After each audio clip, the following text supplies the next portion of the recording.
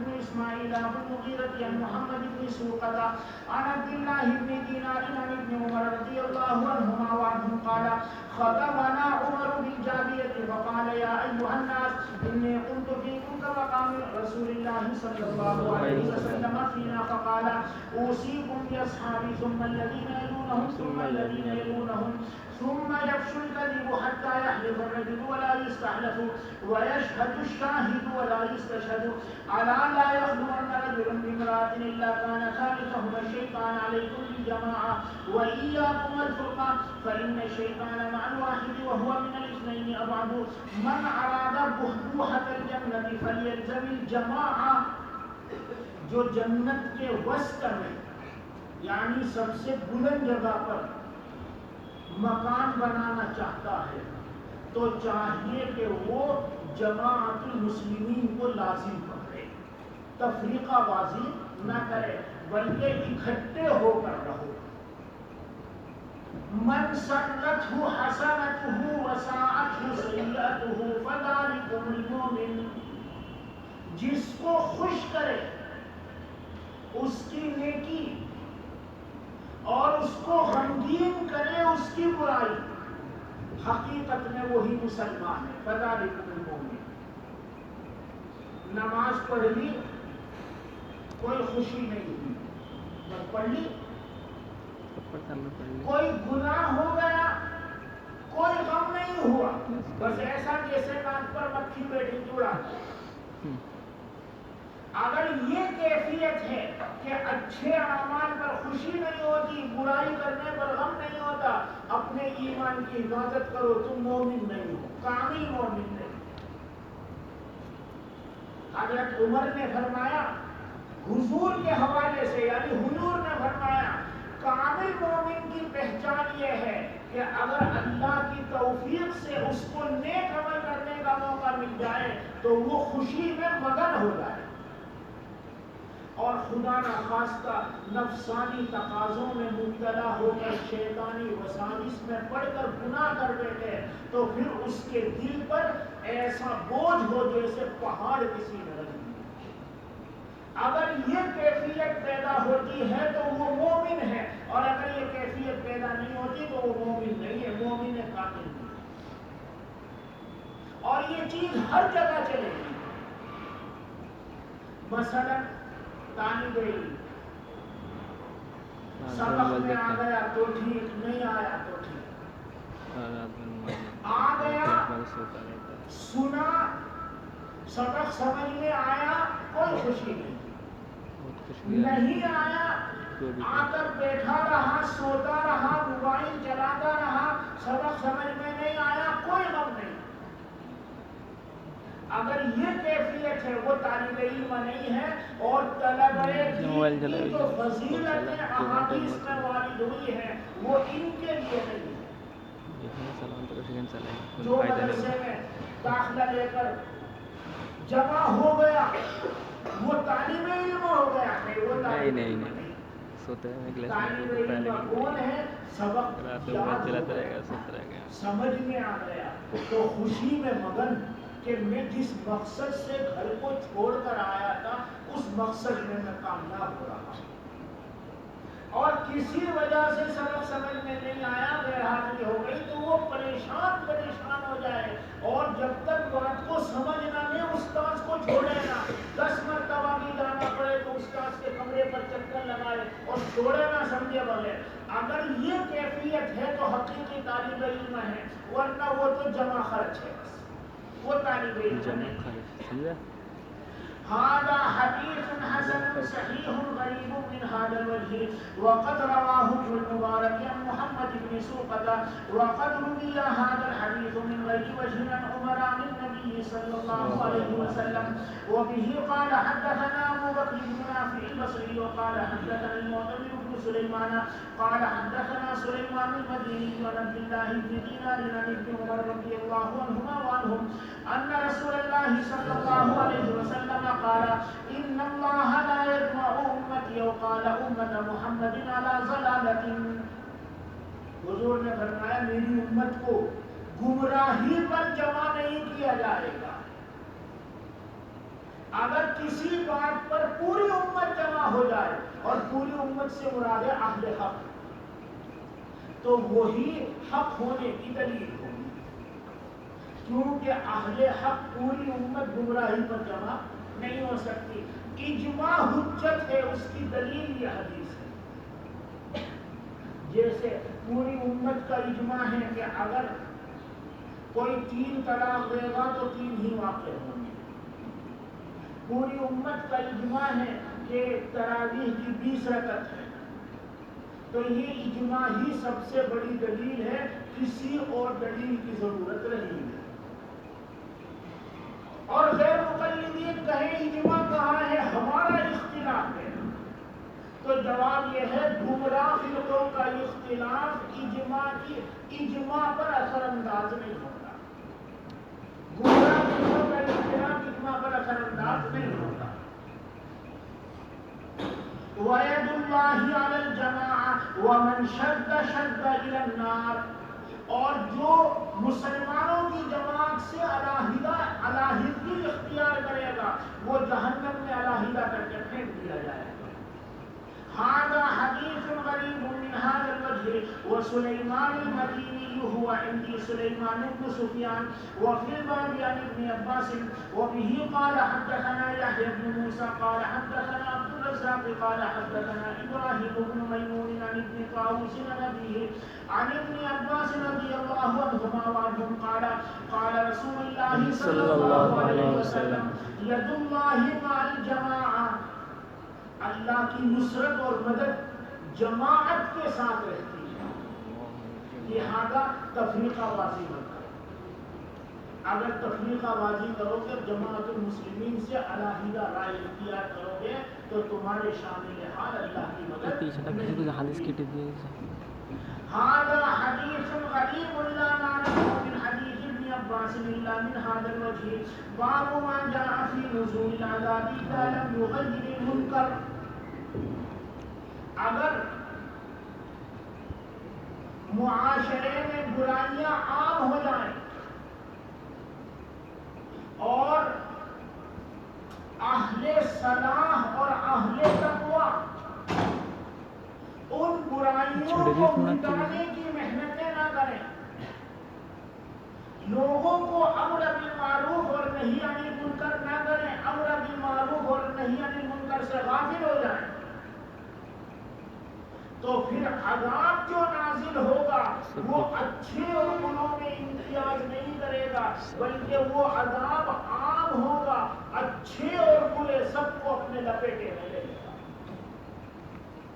لہذا جو اہل صلاح ہیں اہل تقوی ہیں ان سے کہا جا رہا ہے کہ امر بالمعروف اور نہی عن المنکر کا جو فریضہ ہے وہ مسلسل ادا کرتے رہو اس سے غفلت مت کرو یہ مت سوچو کہ جو لوگ گمراہی میں اور گناہ میں مبتلا ہیں وہ پھنسیں گے نہیں ان کے گناہوں کی پاداش میں عذاب آئے گا تو وہ عذاب تمہیں بھی گھیر دے گا بس تمہاری ذمہ داری ہے کہ تم ان کی اصلاح کی فکر کرو تاکہ ان کے عذاب کی وجہ سے عذاب نہ آ جائے خدا نہ خواستہ عذاب آئے گا تو وہ عذاب عام ہوگا سب کو گھیر لے گا وبه قال حدثنا احمد بن منيع قال حدثنا يزيد بن هارون قال حدثنا اسماعيل بن ابي خالد عن قيس بن ابي حازم عن ابي بكر الصديق رضي الله عنه انه قال يا ايها الناس انكم تقرؤون هذه الايه اس روایت کو سنو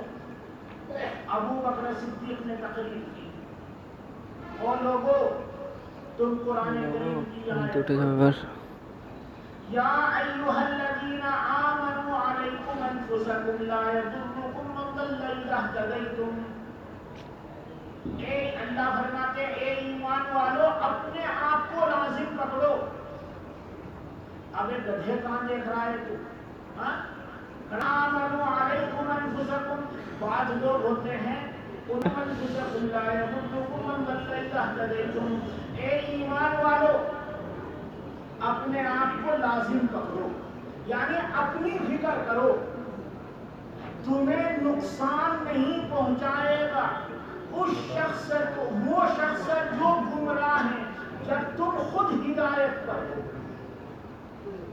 آیت سمجھ میں آ رہی ہے؟ تمہیں نقصان نہیں پہنچائے گا وہ شخص جو گمراہ ہے جب تم خود ہدایت پر ہو. یعنی اگر تم ہدایت پر ہو تو دوسروں کی گمراہی سے تمہیں کوئی نقصان نہیں پہنچے گا. لہذا اپنی فکر کرو، دوسروں کی فکر کرنے کی ضرورت نہیں ہے. آیت سے تو یہ سمجھ میں آ رہا ہے. اور حضور کا ارشاد کیا ہے؟ وَإِنِّي سَمِعْتُ رَسُولَ اللَّهِ صَلَّى اللَّهُ عَلَيْهِ وَسَلَّمَ يَقُولُ إِنَّ النَّاسَ إِذَا رَأَوُا الظَّالِمَ فَلَمْ يَأْخُذُوا عَلَى يَدَيْهِ أَوْشَكَ أَن يَؤُمَّهُمُ اللَّهُ بِعِقَابٍ مِّنْهُ. حضور نے فرمایا لوگ جب ظالم کو دیکھیں اور اس کے ہاتھ کو نہ پکڑیں، یعنی اس کو ظلم سے نہ روکیں، تو قریب ہے کہ اس کی وجہ سے عذاب اللہ تعالی سب پر عمومی بھیج دیں. تو قریب ہے کہ اس کے ظلم کی وجہ سے اللہ تعالی عذاب سب پر عمومی بھیج دیں. یعنی اگر تم ظالم کو ظلم سے نہیں روکو گے تو اس کے ظلم کی پاداش میں جو عذاب آئے گا وہ اچھے اور برے سب کو لپیٹے میں جائے گا. اس آیت سے پتہ چلا کہ ہمیں صرف اپنی فکر نہیں کرنی، دوسروں کی بھی فکر کرنی. اس لیے کہ اگر ہم نے صرف اپنی فکر کی اور دوسروں کی فکر نہیں کی اور ان کو گناہوں پر جری رہنے دیا اور ان کے گناہوں کی پاداش میں عذاب آیا تو صرف ان پر نہیں آئے گا، وہ سب کو لپیٹے ملے. تو قرآن کریم کی آیت تو کچھ کہہ رہی ہے. قرآن کریم کی آیت سے تو سمجھ میں آ رہا ہے صرف اپنی فکر کرو، دوسرے کے گناہوں سے اپنا کوئی فرق نہیں. اور آیت سے پتہ، حدیث سے پتہ چلتا ہے کہ اپنی تو فکر کرنی ہے، دوسروں کی بھی فکر کرنی ہے. اگر ان کے گناہوں کی پاداش میں عذاب آیا تو سب لپیٹے میں آئے. کیا جواب ہے؟ ایک جواب تو یہ ہے کہ قرآن کریم کی آیت آخرت کے تعلق سے اور حدیث دنیا کے تعلق سے، یعنی آخرت میں ہر آدمی کے ساتھ معاملات اس کے عمل کے اعتبار سے ہوگا، دوسرے کے عمل کا کوئی فرق اس کی ذات پر نہیں پڑے گا. آخرت سمجھ رہے ہیں؟ باپ نے نیک اعمال کیے ہیں اور بیٹے نے نہیں کیے، اور باپ نے بیٹے کو کبھی نہیں سمجھایا، تو بھی بیٹے کی برائیوں سے باپ کے اعمال پر کوئی فرق نہیں پڑا. اسی طرح برعکس یہ آخرت کا مسئلہ ہے. قرآن کریم میں آخرت کا مسئلہ ہے اور حدیث میں دنیا کا مسئلہ ہے کہ دنیا میں اچھے اور بروں میں امتیاز نہیں کیا جائے گا. جب عذاب آئے گا تو سب کو لپیٹے میں لے گا. ایک جواب تو یہ ہے. اور دوسرا جواب یہ ہے کہ اگر آیت کا مطلب یہ ہے کہ اگر لوگوں نے اپنی اصلاح کی اور دوسروں کی اصلاح کے لیے جو ضروری محنت ہے وہ کی، اور اس کے باوجود لوگ نہیں سدھرے، تو اس صورت میں برے لوگوں کی وجہ سے نیک لوگوں کو کوئی پریشانی نہیں ہوگی. ہم نے اپنی فطرت کی اصلاح کی اور جو معاشرے میں برے لوگ ہیں ان کی اصلاح کی بھی فکر کی، مگر انہوں نے ہماری بات نہیں مانی اور پھر ان کے گناہوں کی وجہ سے عذاب آیا، تو وہ عذاب مخصوص ہوگا برے لوگوں کے لیے، اچھوں کو نقصان نہیں پہنچے گا.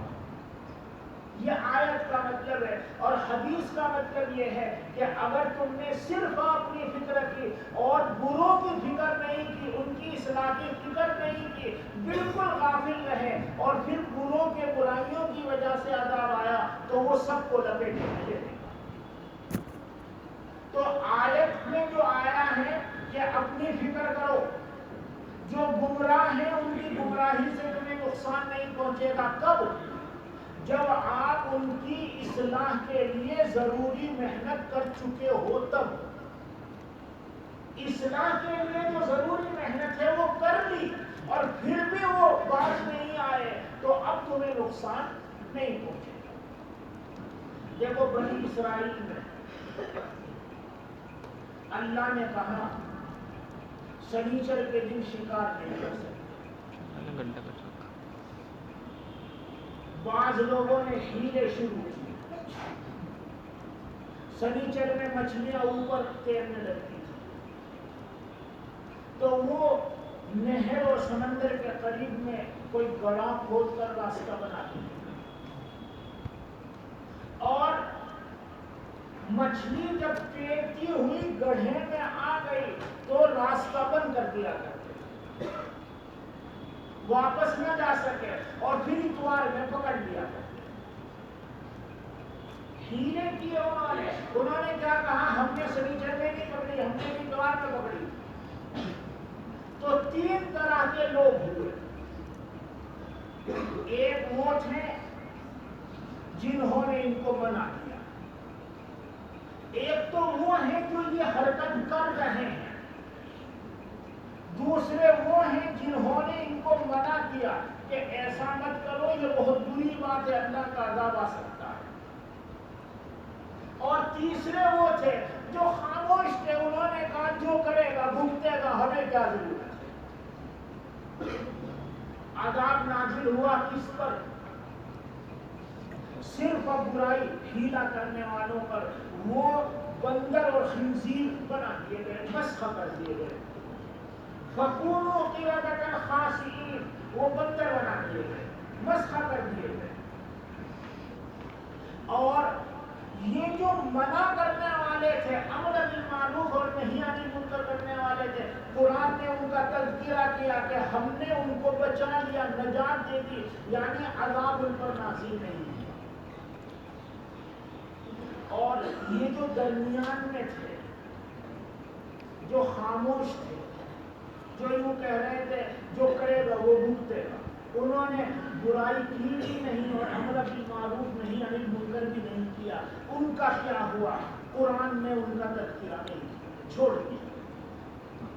ابن عباس رضی اللہ تعالیٰ عنہ فرماتے ہیں وہ بھی ناجین میں سے تھے ان لوگوں میں تھے جو بچا لیے ان پر بھی عذاب نازل نہیں ہوا. قرآن نے کیوں تذکرہ نہیں کیا؟ اس لیے کہ ان لوگوں کا جو عمل ہے اس کو تائید نہ مل جائے. دیکھو انہوں نے جو کہا کہ ہمیں کیا پرواہ اور انہوں نے امر بالمعروف اور نہی عن المنکر بھی نہیں کہا برائی میں مبتلا بھی نہیں رہے بالکل خاموش رہے. ان کا جو عمل ہے وہ بنظر استحسان دیکھا جا سکتا ہے؟ نہیں دیکھا جا سکتا. بنظر استحسان نہیں دیکھا جا سکتا. اب اگر قرآن میں تذکرہ آ جاتا ان کا بھی اور بتلا دیا جاتا کہ وہ بھی بچا دیے گئے تو ان کے عمل کو تائید مل جاتی کہ نہیں قرآن سے. حالانکہ ان کا عمل تائید کے قابل نہیں ہے اس لیے اللہ نے ان کا تذکرہ اس سرے سے نہیں کیا. نہ یہ بتلایا کہ وہ معذبین میں سے ہیں اور نہ یہ بتلایا وہ ناجین میں سے. کچھ نہیں تذکرہ. یہ سب تم پڑھ کر آئے. اس میں بتلانا مجھے کیا ہے؟ دیکھو عذاب نازل ہوا ہیلا کرنے والوں کا. چونکہ امر بالمعروف اور نہی عن المنکر کرنے والوں نے اپنا فریضہ انجام دیا تھا تو عذاب عام آیا یا مخصوص آیا؟ عام نہیں آیا. سب کو لپیٹے میں نہیں دیا بلکہ مخصوص عذاب آیا. بس آیت کا یہی مطلب ہے کہ اگر لوگ گناہ میں مبتلا ہیں اور تم امر بالمعروف اور نہی عن المنکر کا فریضہ انجام دے دو اور پھر بھی وہ گناہ سے باز نہ آئے تو تم اپنی فکر کرو. تم جب ہدایت پر ہو تو ان کے گناہ کی وجہ سے تمہیں کوئی نقصان نہیں پہنچے. یہ آیت کا مطلب ہے.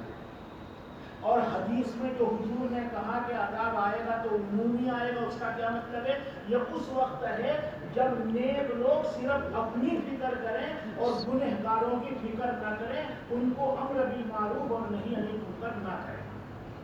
اگر نہیں امر بالمعروف اور نہیں عن المنکر نہ کریں ان کو اور پھر گناہوں کی پاداش میں عذاب آئے تو وہ عام ہوگا، اچھے اور برے سب کو گھیر لے گا. حدیث میں یہ بات ہے. تو قرآن کریم کی آیت کا مضمون اور حدیث کا مضمون الگ الگ کر کے سمجھ میں آ رہا ہے کہ یہ ان میں تدبیر ہے.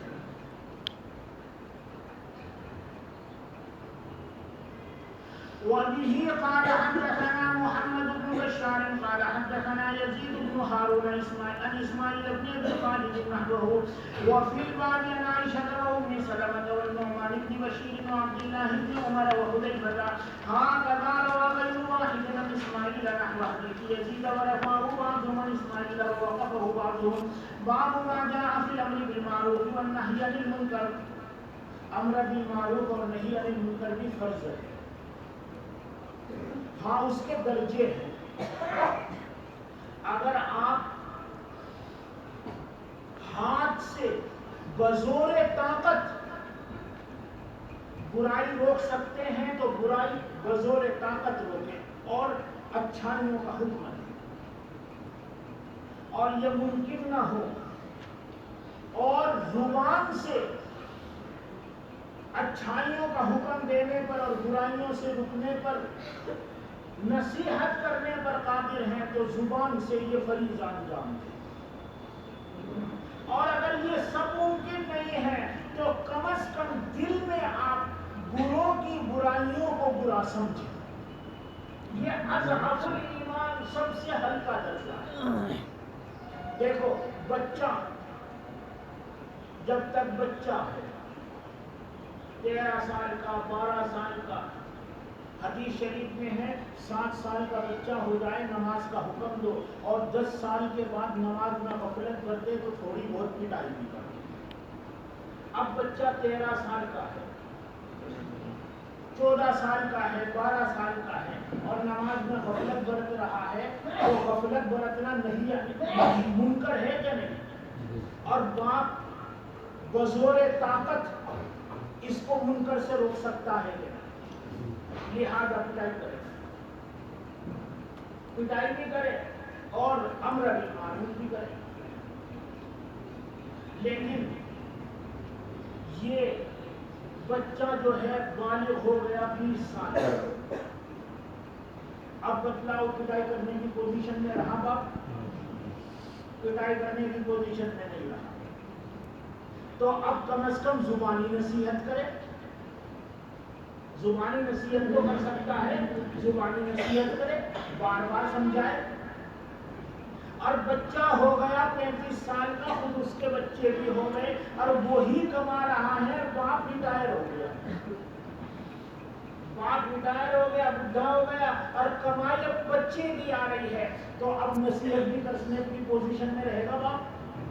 اب تو اگر نصیحت کرے گا تو بڈھا آشرم میں لے جا کے پھینک دے گا بڈھے کو، بیٹا لے لو یہاں اولڈ ہوم میں رہو. تو یہ مرحلہ بھی آ جاتا ہے. تو اس صورت میں کم از کم باپ کی جو حرکت ہے، بیٹے کی جو حرکت ہے، اس کو دل سے ہی برا جانا. دل سے برا جانے گا تو اس کا فائدہ کیا ہوگا؟ اس کا فائدہ یہ ہوگا جس دن قادر ہوگا نصیحت کرنے. دیکھو یہ بیٹا جو 40 سال کا 50 سال کا ہو گیا، کتنا ہی بڑا آدمی کیوں نہ ہو جائے، کسی نہ کسی دن بچہ بن کر باپ کے پاس آتا ہے. بچوں کسی صورت میں باپ کا پیار پانے کے لیے باپ کے پاس آتا ہے. اس دن نصیحت کرتے. روزانہ تو نصیحت نہیں کر سکے گا مگر اس دن نصیحت کر دے گا. اور اگر وہ بیٹے کے عمل کو برائی نہیں جان رہا ہے تو نصیحت کرے گا یا ہمیشہ ہی خاموش رہے گا؟ لہذا کم از کم برا جاننا ضروری ہے. آج آپ غور کیجیے، آدمی خود 70 سال کا ہے، 60 سال کا ہے، بوڑھا ہے، سردیوں کے موسم میں ٹھنڈے پانی سے فجر میں اٹھ کر وضو کرتا ہے اور جماعت سے نماز پڑھنے مسجد میں جاتا ہے. اور اس کا نوجوان لڑکا، نوجوان لڑکی، بہو، چھوٹے بچے سب سو رہے ہیں اور بڈھے کے ماتھے پر ذرا بھی شکن آتی ہے. اکیلا نماز پڑھنے جائے گا، نہ بیوی को उठाएगा, न बेटी को, न बेटे को। नौजवान है, अभी वो कंट्रोल में है, बाप ही दिला रहा है, कंट्रोल में है, मगर उसके माथे पे शिकन नहीं आती, अकेला जाकर नमाज पढ़ के आ जाता है, बच्चों को नहीं कहता। क्या ये दलील नहीं है कि वो उनके नमाज छोड़ने को बुरा नहीं जान रहा है? इस बात की अगर वो बुरा जान रहा होता तो अगर यही नौजवान लड़के अगर मुआशरे में जाकर मुंह काला करके आ जाए तो ये बुढ़ा परेशान हो जाएगा कि नहीं? वो नसीहत करेगा कि नहीं? मारने के लिए उठेगा कि नहीं? तो नमाज छोड़ने पर क्यों परेशान नहीं हो रहा है आखिर? वो इस बात की दलील है कि बच्चों की नमाज छोड़ने को वो बुरा नहीं जान रहा है, तभी तो अकेले जाकर नमाज पढ़कर आता है, और घर में सब सो रहे हैं, उस पर कोई फर्क नहीं पड़ता। इसलिए अम्र बिल मारूफ और नही अनिल मुनकर जरूरी है, दर्जा बदलना चाहिए। अगर तुम्हारे हाथ में ताकत है तो बजोरे ताकत बुराई को रोको और अच्छाइयों पर लगाओ, और ताकत नहीं है तो जुबानी नसीहत करो, और इसकी भी ताकत नहीं है तो कम से कम जो बुराई करने वाले हैं उनकी बुराई को दिल से बुरा जानो। अगर तुम दिल से बुरा जानोगे तो उसका फायदा ये होगा कि जिस दिन तुम्हें मौका मिलेगा उस दिन तुम इनको नसीहत कर सकोगे।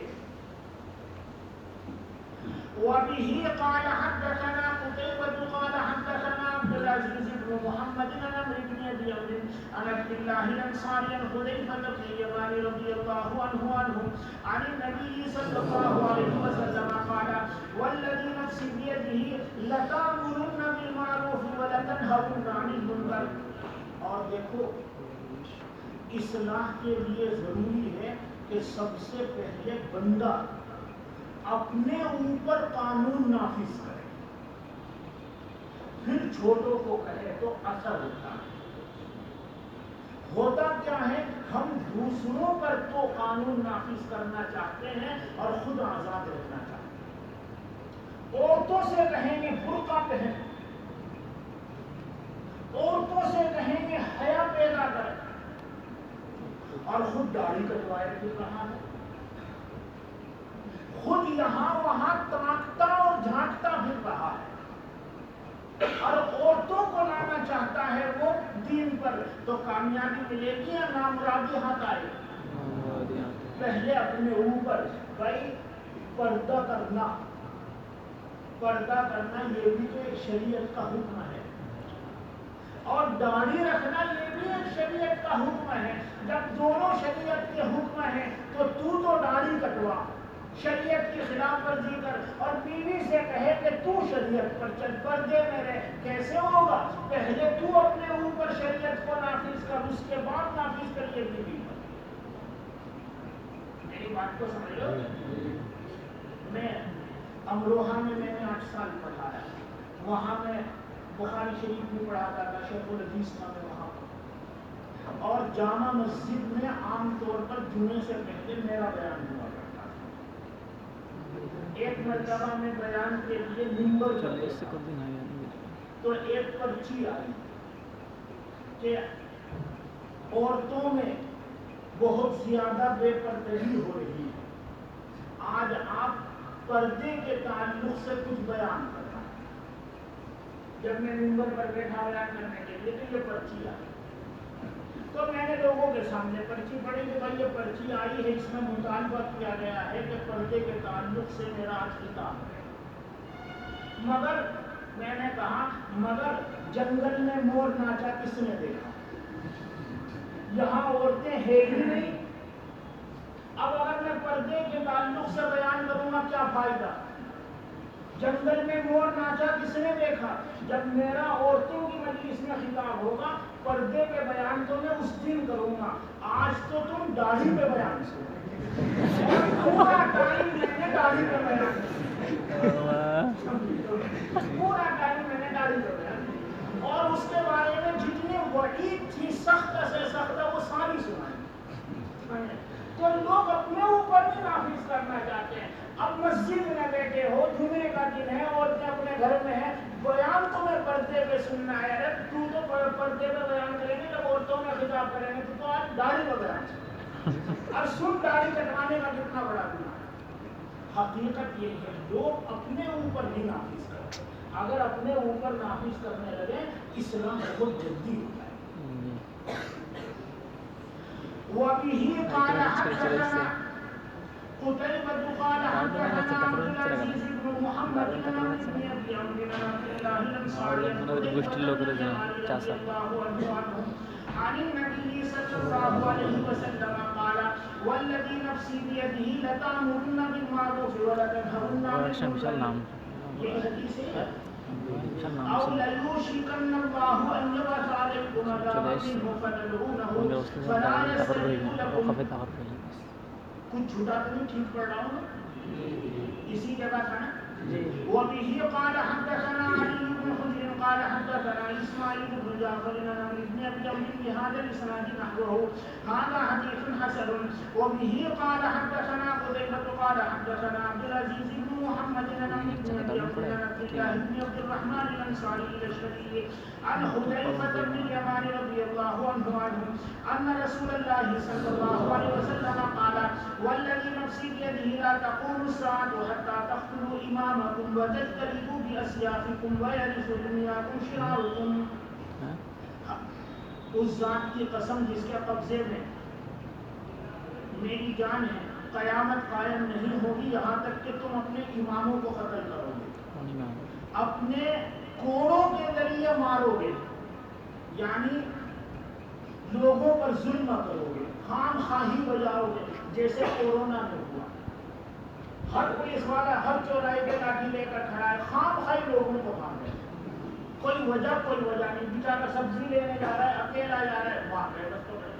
یہ ہے وَتَجْتَنِبُوا بِأَسْيَافِكُمْ, تم اپنے کوڑوں سے بجاؤ گے, یعنی خام خواہ لوگوں پر ظلم کرو گے, اور تمہاری دنیا کے وارث ہو جائیں گے تمہارے بدترین لوگ, برے سے برے لوگ, وہ حاکم بن جائیں گے.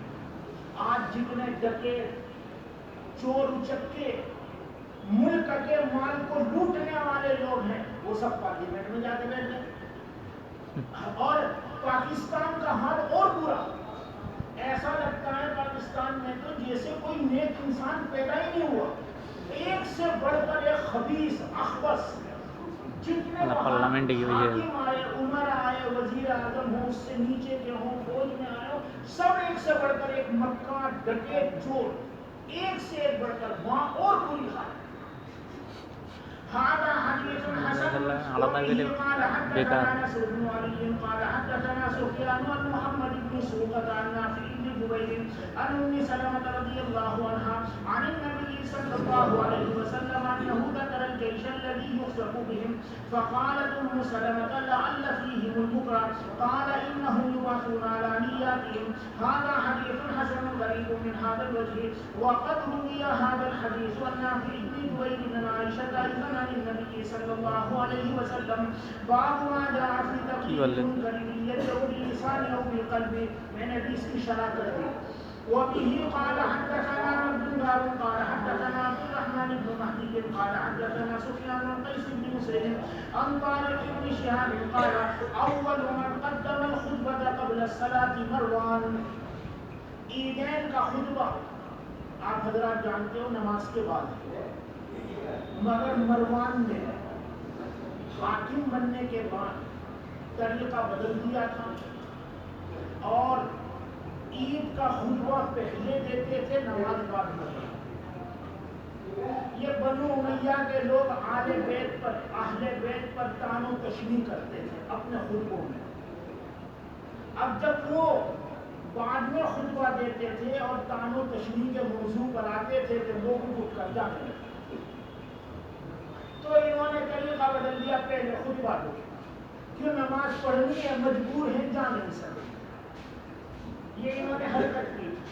حضرت ابو سعید خدری کے ساتھ ہاتھ میں ہاتھ ڈال کر مروان عید کا خطبہ دینے کے لیے آ رہا ہے, اور جب قریب پہنچا تو ابو سعید خدری اس کو پکڑ کر مسئلے کی طرف کھینچ رہے ہیں, اور وہ ابو سعید خدری کو پکڑ کر منبر کی طرف کھینچ رہا.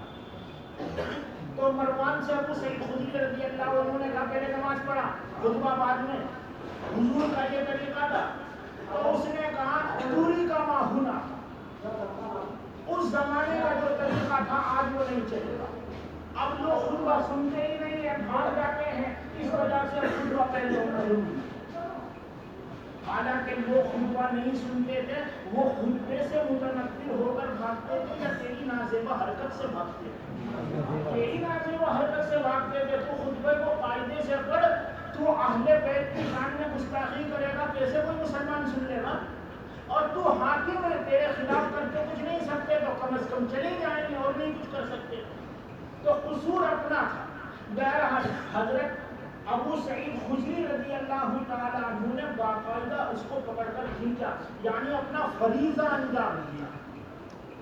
قال اول من قدم الخطبة قبل الصلاة مروان فقام رجل فقال لمروان خالفت السنة فقال يا فلان تريك ما هناك فقال ابو سعيد اما هذا فقد قضى ما عليه. سمعت رسول الله صلى الله عليه وسلم يقول من رأى منكرا فلينكره بيده ومن لم يستطع فبلسانه ومن لم يستطع فبقلبه وذلك ضعف الإيمان. هذا حديث حسن صحيح باب منه. وبه قال حدثنا أحمد بن منيع قال حدثنا أبو معاوية عن الأعمش عن الشعبي عن النعمان بن بشير رضی اللہ عنہ قال. ایک مثال ہے, تم نے تبلیغ والوں سے بہت سنی. فرض کرو ایک کشتی ہے, 2 منزلہ ہے, کون اوپر رہے گا کون نیچے رہے گا ان کے درمیان کا قرآن انداز ہوگا. جن کا نام اوپر آیا وہ اوپر کی منزل میں رہتے ہیں, جن کا نام نیچے آیا وہ نیچے کی منزل. اب جو لوگ نیچے کی منزل میں ہیں انہیں پانی چاہیے تو وہ اوپر جاتے ہیں, بالٹی سمندر میں ڈالتے ہیں, پانی کھینچ کے نیچے ڈالتے ہیں. تو اوپر والوں کو اعتراض ہوا کہ تمہاری وجہ سے ہمارا حصہ بھیگا رہتا ہے, تم بار بار آتے ہو, ہمیں سونے نہیں دیتے, اور پانی بار بار لے جاتے ہو, یہاں شور بھی ہوتا ہے, سارا ہمارا حصہ بھگا کر رکھتے ہو, بس ہمارے حصے میں مت آؤ. انہوں نے کہا نہیں آنے دو گے تو ہم نیچے سوراخ کریں گے, بغیر پانی کے تو رہیں گے نہیں, پانی تو چاہیے, نیچے سوراخ کریں گے. اب اگر اوپر والوں نے ان کا ہاتھ پکڑ لیا, سوراخ نہیں کرنے دیا, سارے ڈوب جائیں گے. اور اگر انہوں نے کہا تمہارے بلا سے کر دو نیچے سوراخ, تو صرف نیچے والے ڈوبیں گے یا سارے ڈوب جائیں گے؟ سیدھی سی بات ہے. قال رسول اللہ صلی اللہ علیہ وسلم